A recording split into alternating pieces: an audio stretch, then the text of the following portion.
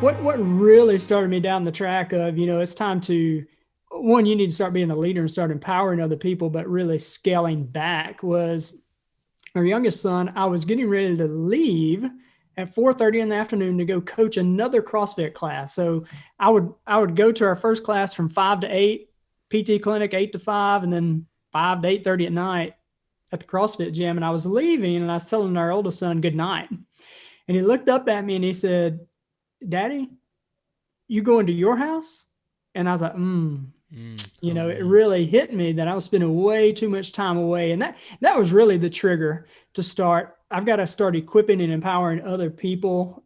And also I need to get my priorities right as well. What is most important? Love doing this stuff, but what's more important? Yeah. So, I mean, I hear that a lot. Sometimes there's just this click, this one thing, your son said something, your wife says something, a health challenge. I've had a lot of guys like they're in the ER and they're like, man, something's got to change. And you said the word like scaling down, and you don't hear that word a lot in the entrepreneurial world, right? You hear scaling up and how to get bigger and grow, and but you had to scale down. So like, what was that next step? So your son said that, and you're like, man, something's got to shift in my life. Like, what did you do? Because that's that pivotal moment. Yeah. And when I say scaling down, our business actually grew, but I scaled down my time involvement, right? So I started empowering and equipping other people. So instead of me trying to do everything, I started looking for people that I could start to hand things off to. And one of the things we teach in leadership, and I think John talks about this, is the 3 R's. You've probably heard of the 80-20 rule. Spend the top 2% or top 20% of things, give you 80%, all that good stuff. But another one there is the 3 R's, and I have to list out all of my responsibilities. What are the things I do? And each one of those I ask 3 questions. Is this required of me? Am I the only person who can do this? Is it me? I'm the only one that can do this, or can I hand this off, or can I hire this out? And if the answer is yes, this is required of me, I hold on to it. But then it goes to the next question. Does this give me a good return? Does this give me a good return on my time? Meaning, is this in my strength zone? Mm-hmm. We talk about getting outside of our comfort zone, and that's good, but we don't ever want to leave our strength zone. So is this something I'm good at? And then the last question, is it rewarding? Do I actually enjoy it? Right. And if it passes all 3 of those, it's a yes to all 3 of those, then that's something I need to hold on to. If it's a no to all 3 of those, I need to find somebody to empower or hire that out to immediately. If it's got some yeses and some nos, then that may be something I have to consider, but I'm really looking to get rid of those and empower other people. So kind of to answer your question, I started looking for people who could start helping me with some CrossFit classes that could teach and coach and train. So yeah. That's awesome. And you started empowering people, and then eventually you had sold the business. Like, when did that happen? Yeah, so that actually happened probably 5 years. So one of my biggest mistakes was in our PT clinic when I transitioned out of there. What happened was when we transitioned out, the business started to go down, and it's since come back up. But what happened was I was the face. I had developed a bunch of followers, and I hadn't developed any leaders. So I hadn't developed anybody to really step in and take that lead role. And because I did that, it went down for a time and then it kind of came back up. So I recognized that. And it was about a year or so later that we sold the gyms. So what I did was we had a guy who was coming to the gym. He was working out, a lot of leadership ability. So he became one of our first coaches. Then I worked with him and he became our head coach. And then I actually ended up selling the business to him, and he's doing a phenomenal job, awesome job, taking it further than I could take it. And he's all in. So it's been awesome. Wow. Yeah. So you talked about one of the mistakes, and I love talking about mistakes because that's the way people learn and learn lessons from, did you say that your biggest mistake was that you were the face? And you developed people wanted to follow you. So it's like, if I call up the John Maxwell organization and I'm looking for a coach, and they said, who do you want to coach you? And I was like, well, I want John Maxwell to coach me. Right? And maybe that's an example. So and you said that was a mistake. And do you see a lot of other leaders make that mistake? And you say, don't do that. Talk to us about that. Yeah. So, and why that, and think about that though, right? So I don't know if I shared this, but we built $1 million business in a town of 1,100 people Yeah, that's crazy. as me not developing any leaders. Just think about how much more if I had developed Mm-hmm. leaders. Yeah.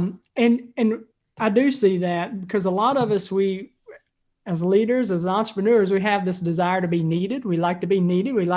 There's a certain way we like to do things, and we have this "I do it best" mentality. I know I did, and we get afraid to empower other people. But what I realized whenever I didn't empower people, and I know this on the backside now, when I didn't empower other people, one, it held our business back, but it also held that individual back.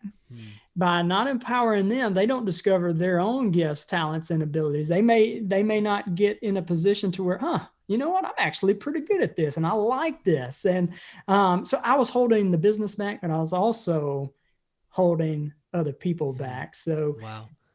Leaders who develop leaders, we really have a desire to be succeeded. We want to see other people do good. Yeah. Definitely. So let's dive into that a little bit deeper. So let's say I own my own business and I have some people on my team, and I run a real estate business.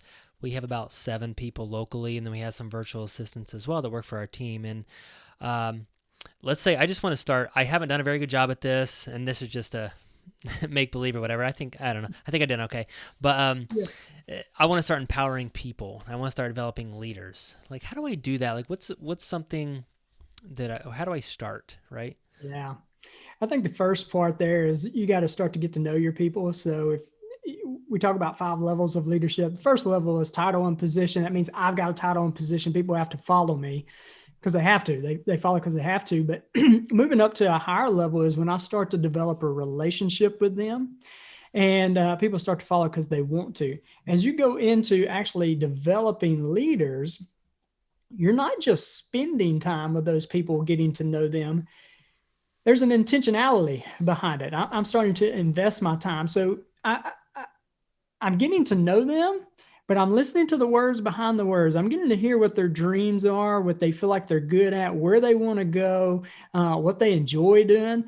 Because down the road, when it comes time to equip them, to empower them, to put them in a position, I've kind of got that in the back of my mind.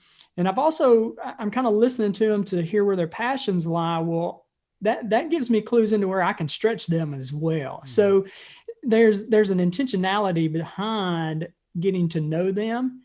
And then when those opportunities come, then you can put them in a position to empower them, to equip them, to stretch them.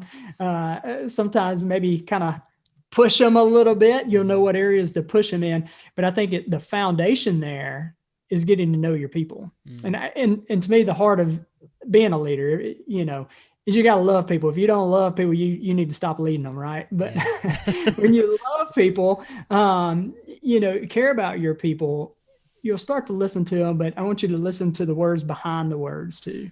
Yeah. No, definitely. So you just start to build a relationship with them, getting to know what their goals are, their dreams. And do you ever find out that some people maybe have never been asked some of these questions? Like maybe someone has never been interested in their dreams. Do you ever get that? Like a lot, know, and I'm all into this kind of stuff. So to me, it's still kind of surprising, but for the most part, people don't even know what's possible, right? Yeah. They don't know what's possible until somebody comes alongside of them. I didn't know what was possible initially until I had somebody really stretch me outside of my comfort zone. And I think that's what we as leaders do is we kind of help people see what is possible. And that's why I've kind of frustrated with myself with the other business and call that one of our mistakes is holding people back, right? And not helping them discover some of that. So I see it a good bit. Yeah. I mean, for me personally, I actually stepped out of the day-to-day of our business about a year ago. And I was, wasn't the total face of our whole organization, but I was, on the videos and teaching, and I do the podcast obviously. And I had to kind of die to that. And it's funny because it was more of just kind of an ego thing. And I think that a lot of guys get wrapped into that to like, well, I still have to be the face because, it's my ego or something. Like, Oh, and I have yeah. to die to that. Yeah. So easy to get into that. Yeah. Yeah. Thank you so much for checking out the Brett Snodgrass channel. If you like this video, please slam on that like button. And if you really like it, then subscribe to our channel here.